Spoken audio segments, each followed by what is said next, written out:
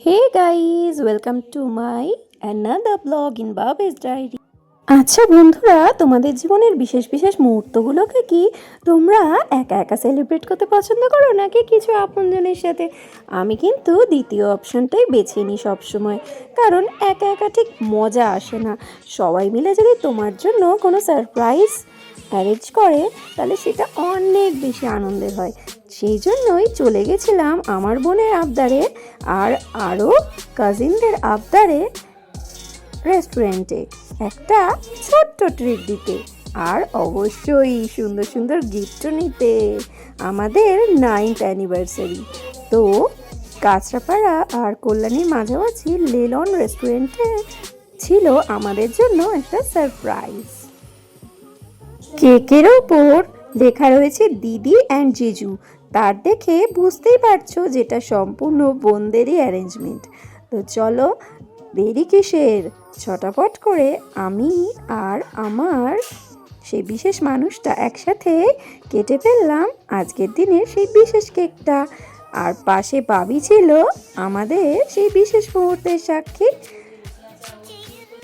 প্রতিদিনের সেই একঘেয়েমি অভ্যস্ত জীবনকে পাশে সরিয়ে রেখে এই বিশেষ দিনগুলোকে একটুও হাতছাড়া করি না আমরা, তাই অল্প করে হলেও একটু সেলিব্রেশন তো চাই।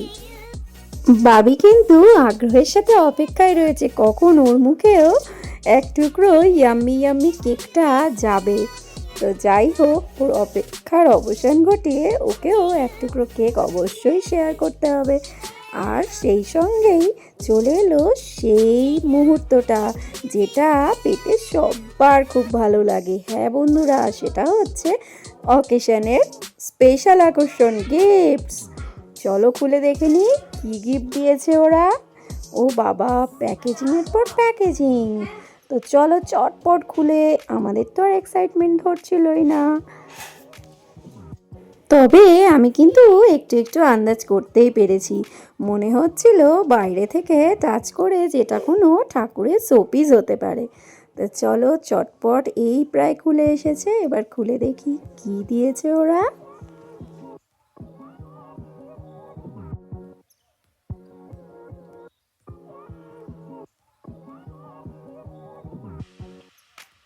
একদমই তাই, আমার আইডিয়াটা ভীষণভাবে ঠিক। আর এই গিফটটা হচ্ছে সব থেকে বেশি প্রেসিয়াস। ওরা দিয়েছিল গণপতি বাপ্পা।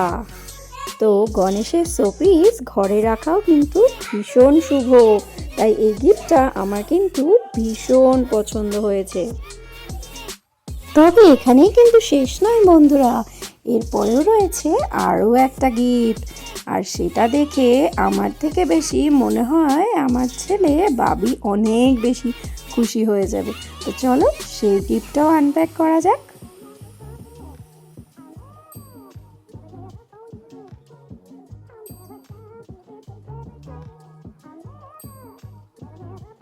তবে সত্যি বলতে কি জানো, এই গিফটটার কিন্তু আমার ভীষণ পছন্দ হয়েছে, কারণ এরকম একটা ডলের শখ কিন্তু আমার অনেক দিন থেকে ছিল। তো যাই হোক, আমার আর বাবির শেয়ার করে নেব এই গিফটটা। এরপর চলে এলো আমাদের হালকা ফুলকা ডিনার, কারণ দিনে বেশ জম্পেশ খাওয়া দাওয়া হয়েছিল বলে রাত্রিবেলা আমরা জাস্ট বেশি কিছু খেতেই পারতাম না। তো চলে এসেছিলো drums of heavens, chicken kebabs, ছিল চিকেন নুডলস, আর চাইনিজ কিন্তু আমার আর আমার বাবির সব থেকে ফেভারিট খাবার। আর তারপরেই নিয়েছিলাম chicken clean and clear soup. ভীষণভাবে হেলথ কনসিয়াস তাদের জন্য এই চিকেন ক্লিন অ্যান্ড ক্লিয়ার স্যুপটা কিন্তু একদমই পারফেক্ট। এর মধ্যে বিশেষ কোনো স্পাইস দেয়া থাকে না। আর একদম লাস্ট আইটেমে ছিল আমার favourite chicken sandwich and French ফ্রাইজ। এই রেস্টুরেন্টের ব্যাপারে একটাই রিভিউ দেব যে এখানে খেয়ে যেমন শান্তি তেমনি চক্ষু সার্থক হয় বলা যায়। অর্থাৎ ওপরে এত সুন্দর গ্রিনারি আর তার সাথে এত সুন্দর ফ্লাওয়ার ডেকোরেশন করা আছে যে দেখলে সত্যি মনটা যেন জুড়িয়ে যায়। তো চলো এবার খাওয়া দাওয়া শেষে বাড়ি ফেরার পালা। এই বিশেষ দিনটা, বিশেষ মুহূর্ত আর বিশেষ মানুষগুলোর সাহচর্য সবকিছু স্মৃতির পাতায় থেকে যাবে। আচ্ছা বন্ধুরা, একটা কমেন্ট করে না জানালে আমি কি করে বুঝবো বলো যে আমার ব্লগসগুলো তোমাদের কেমন লাগছে? তাই অবশ্যই একটা কমেন্ট আর লাইক করে আর পেজটাকে ফলো করে দিও অবশ্যই। আর এইভাবেই পাশে থেকো, সবাই ভালো থেকো, সুস্থ থেকো। এখানেই ব্লগটা শেষ করছি। Tata, bye bye.